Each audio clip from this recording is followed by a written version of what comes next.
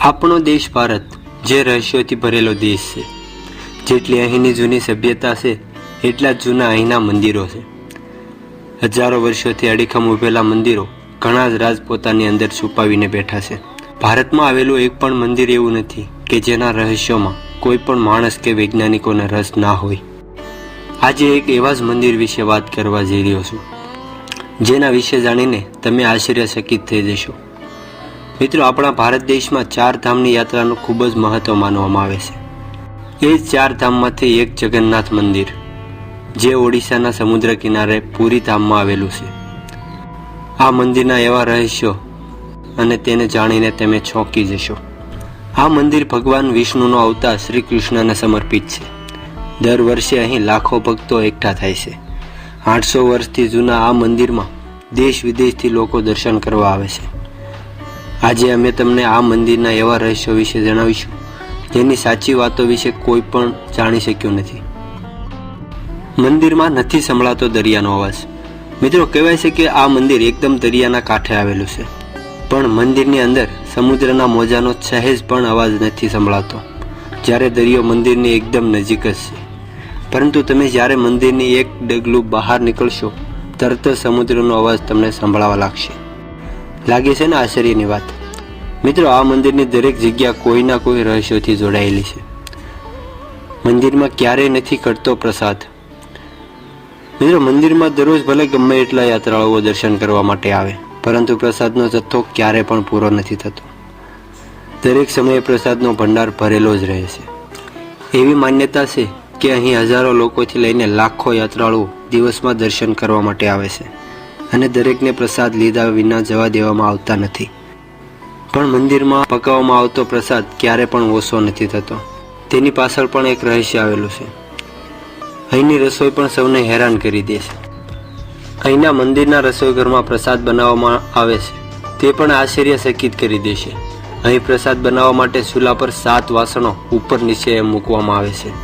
અને આશ્ચર્યની વાત તો એ છે કે સૌથી ઉપરના વાસણમાં પ્રસાદ સૌથી પહેલાં તૈયાર થાય છે. ત્યારબાદ એક પછી એક નીચે તરફના વાસણોમાં પ્રસાદ તૈયાર થાય છે. એવું પણ માનવામાં આવે છે કે અહીં બનાવવામાં આવતો પ્રસાદ એક પછી એક દરેક યાત્રાળુઓને આપવામાં આવે છે, જે પ્રસાદ ક્યારે પણ ઓછો થતો નથી. અને મંદિર જ્યારે બંધ થવાનું હોય ત્યારે જ પ્રસાદ પૂરો થાય છે.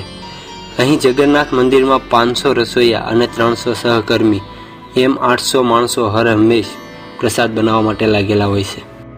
ભગવાન જગન્નાથ મંદિરમાં આજે પણ એવા ચમત્કાર થાય છે જેનો જવાબ વિજ્ઞાન પાસે પણ નથી.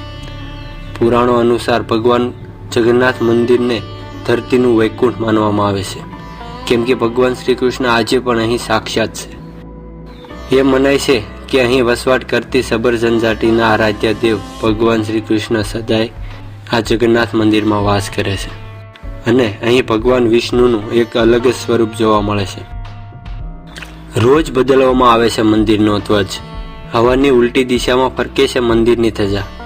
જગન્નાથ મંદિરનું સૌથી મોટું રહસ્ય તો એ છે કે તેના શિખર પર આવેલો ધ્વજ હંમેશા હવાની ઉલટી દિશામાં લહેરાય છે. આમ તો સામાન્ય રીતે હવા સવારના સમયે સમુદ્રથી ધરતી તરફ અને સાંજે ધરતીથી સમુદ્ર તરફ હોય છે, પણ અહીં તો ઉલટું જ છે. ખબર નહીં આવું કેમ, પણ તે સત્ય હકીકત છે. બીજી વાત એ કે જગન્નાથ મંદિરની ધજા દરરોજ બદલવામાં આવે છે. જી હા મિત્રો, બીજા મંદિરની ધજા બદલવા માટે નિશ્ચિત સમય હોય છે, પરંતુ આ મંદિરની ધજા દરરોજ બદલવામાં આવે છે. એવું મનાય છે કે જો એક પણ દિવસ ધજા ન બદલાય તો મંદિર 18 વર્ષ સુધી બંધ થઈ જશે. જગન્નાથ મંદિરના શિખર પર એક સુદર્શન ચક્ર પણ આવેલું છે. અને આ સુદર્શન ચક્રનું રહસ્ય એ છે કે તમે કોઈ પણ દિશાથી જોશો તો એ ચક્રનું મુખ તમારા તરફ જ દેખાશે. મિત્રો, આ સિવાય એક રહસ્ય એ પણ છે કે મંદિરનો પડછાયો જમીન પર પડતો જ નથી. આપણે ઘણા મંદિરોમાં જોઈએ તો મંદિરોનો પડછાયો જ્યારે સૂર્ય પૂર્વ તરફ હોય ત્યારે પશ્ચિમ તરફ એનો પડછાયો બતાય છે, અને જ્યારે સૂર્ય પશ્ચિમ તરફ હોય ત્યારે પૂર્વ તરફ તેનો પડછાયો બતાય છે. પરંતુ આ મંદિરનું રહસ્ય છે કે તેનો પડછાયો જમીન પર ક્યારે પણ કોઈએ નથી જોયો.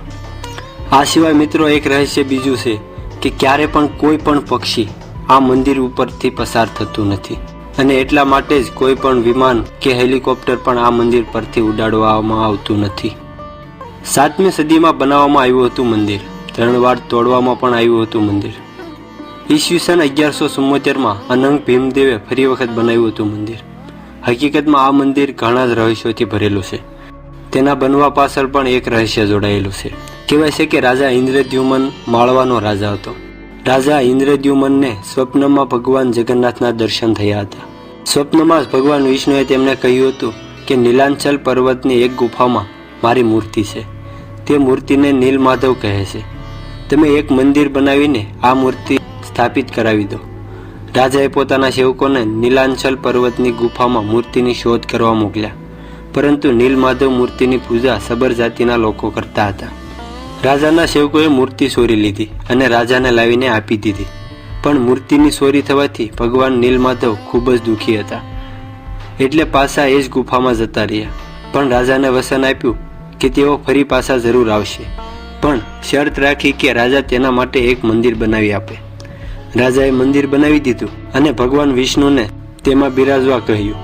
તો ભગવાને કહ્યું કે તમે મારી મૂર્તિ બનાવવા માટે દરિયામાં એક મોટું લાકડું તણાઈને આવે છે, તેમાંથી બનાવો, જે દ્વારકાથી સમુદ્રમાં તરીને પૂરી તરફ આવે છે.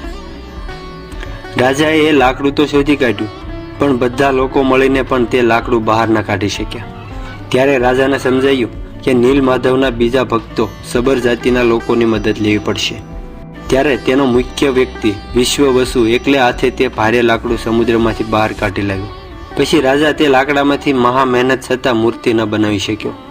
ત્યારબાદ ત્રિલોકના કુશળ કારીગર ભગવાન વિશ્વકર્મા એક વૃદ્ધનું સ્વરૂપ લઈને આવ્યા અને કહ્યું કે આ મૂર્તિ હું બનાવીશ, અને કહ્યું કે 21 દિવસ સુધી એક બંધ ઓરડામાં આ મૂર્તિ હું બનાવીશ, જ્યાં કોઈએ પણ આવવું જવું નહીં.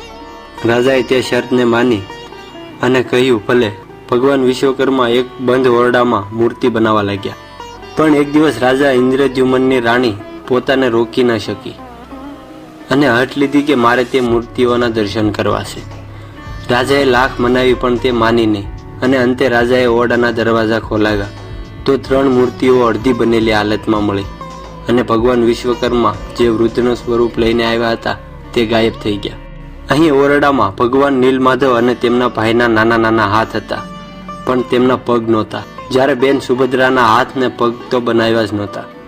રાજાએ તેને ભગવાનની ઈચ્છા માનીને એ જ અધૂરી મૂર્તિઓને સ્થાપિત કરી દીધી. ત્યારથી લઈને આજ સુધી 3 ભાઈ બહેન આ સ્વરૂપમાં મંદિરમાં બિરાજમાન છે.